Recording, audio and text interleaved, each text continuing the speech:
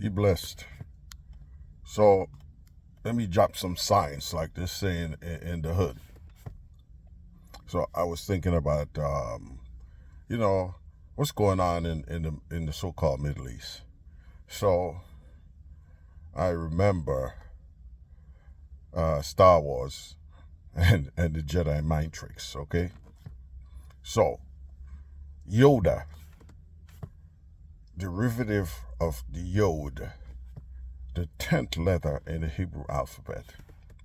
So it denotes, some say, the finger of God, fire, a concentration of power. So Yoda was blessed with the Force, whatever you want to say that is. And the Force was one of them. You were able to erase a person's memory and install whatever you want them to think. So that goes back to this Palestine so-called Israel or Jewish spot. So we are suffering from Jedi mind tricks, okay? You've been brainwashed. I'm saying this because when I open the scriptures, whether you want to read the Torah, the Tanakh, or the Bible, there are specific things in there that says that the people in that land are not the offspring of Jacob. So I'm going to do this. I release you from the Jedi mind tricks. Okay? So there's Esau. Esau was said to live by the sword. Like I said before, Jacob was chained up and transported all over the world. And written inside, it says he's always going to be last. So this goes back, let's go back to twice in the book of Revelation. The Elohim says that there are people pretending to be Jews, but they're synagogues of Satan. And he said at one point, he will cause them to come worship at your feet. Who is he talking about? Now look at the crucifixion of Christ. We were told that Jews help in the crucifixion of Christ. And I have to say, maybe to a certain extent, but you got to remember, in the birth of Christ, Herod wasn't one of the chosen. Herod wasn't a Jew. Herod was out of the house of Esau. He had dubbed the king. Okay? He viewed himself as the king of the Jews, and when he heard Jesus was born, he didn't want that title to get away from his bloodline. So he seek to destroy the child. So the same scenario played itself out 33 years later when Jesus was hanging on that tree. That's what the book says, a tree. Don't you think most likely it was the offspring of Herod who conspired to kill Jesus?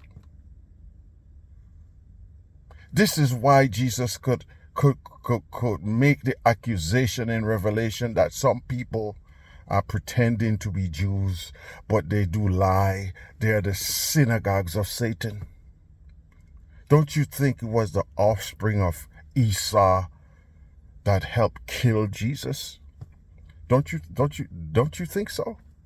That's why this accusation could be flying around that people are posing to be Jews. Well, fast forward today. Let's erase the Jedi mind tricks. What was after Esau went and cried to his father, "Bless me, oh father, you just have one blessing." And he says, yes, your tent's going to be fat, but you're going to live by the sword. And he says, I make you the servant of your brother. But he says, one day you're going to cast that yoke off your neck. Ladies and gentlemen, have some common sense, man. Get away from the stupid dread-eye mind tricks that have been played out before us. The book says slavery and always last is going to be the plight of the offspring of Jacob. It says Esau would be rich, but yet he's always going to have a sword in his hands. And you know what's ironic about the people who he's fighting there? The book called Ishmael a wild man like a wild donkey. So that's why you see none of them would sit like civilized people and come to a peaceful conclusion, because you got a wild donkey on one end and somebody with a sword in the other. And I'm listening to these people, we back Israel, oh, we back Palestine. And I'm looking at these people and say, no, I back the Palestinian people. And I back the people in Israel who don't want this fighting.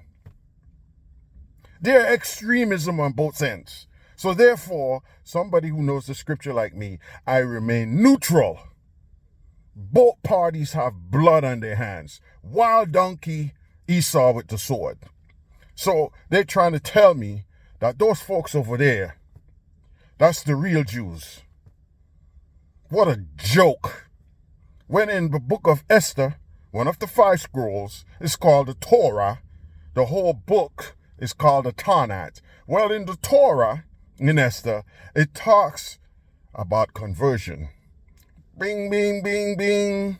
Fast forward to Jesus' time, he spoke about people posing to be Jews, but they're lie. You guys can't put 2 and 2 together?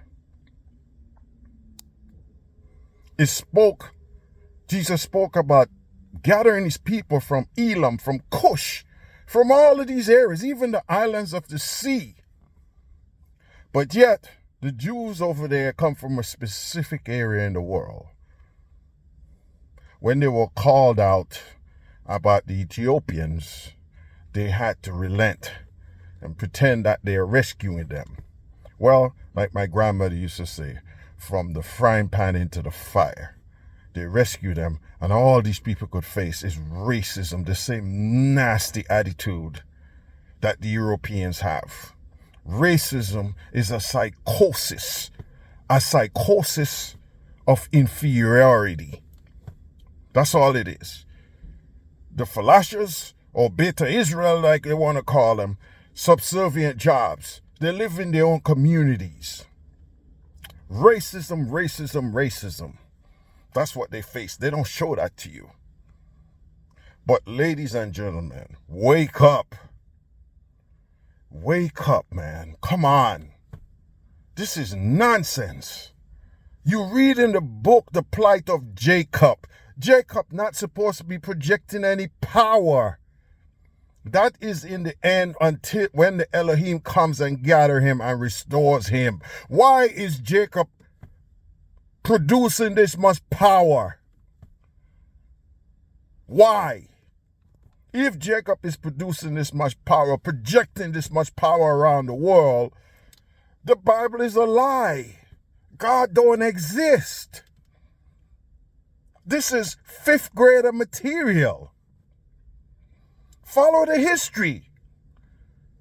All of a sudden, Edom disappeared. Nobody knows where the offspring of Esau is, but yet, in the book, the Elohim says he's going to deal with them because they were dealing in treachery. When the armies moved in and scooped up his brother, he stood there and laughed, and he even helped. And the Elohim says he's going to pay a price for that. That is not Jacob in that land. Go and ask. Let's take The beast of the East, that's what I call him, Netanyahu. Every time he's in there, he's like the Antichrist. Something bad happens, I guess. There's always a fight, there's always a war. Ask him. He's always dropping bombs on the Palestinians.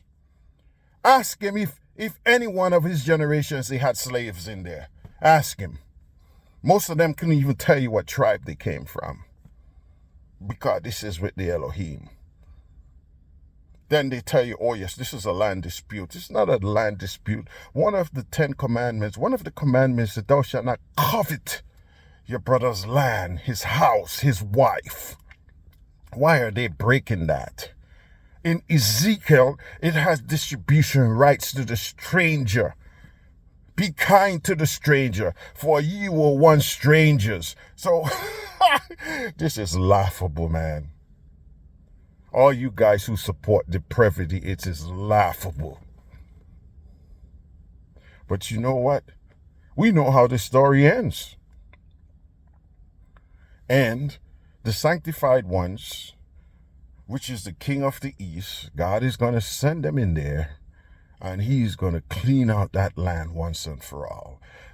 Then he's going to gather his people and put them where they belong. This is why he says the synagogues of Satan will come worship at your feet, because he's going to return the rightful owners, the rightful owner. He's going to return that property to them. He has no choice, because that's the promise he made, and God cannot break his word. Jacob was bound in chains and scattered all over the world. It's in Deuteronomy, read it. He says ships will come and take you to a second Egypt. It's talking about a transatlantic slave trade. And it says that you're going to be last. He said the stranger will be lending and you're going to be borrowing. Look at black and brown people in the United States, man. Honduras, Brazil, you just name it. Brazil had over 5 million people brought there slaves. 5 million. 90% of the favelas are the descendants of these slaves. Look and see where the wealth is concentrated at in Brazil or anywhere else. And then you will see the offspring of Jacob.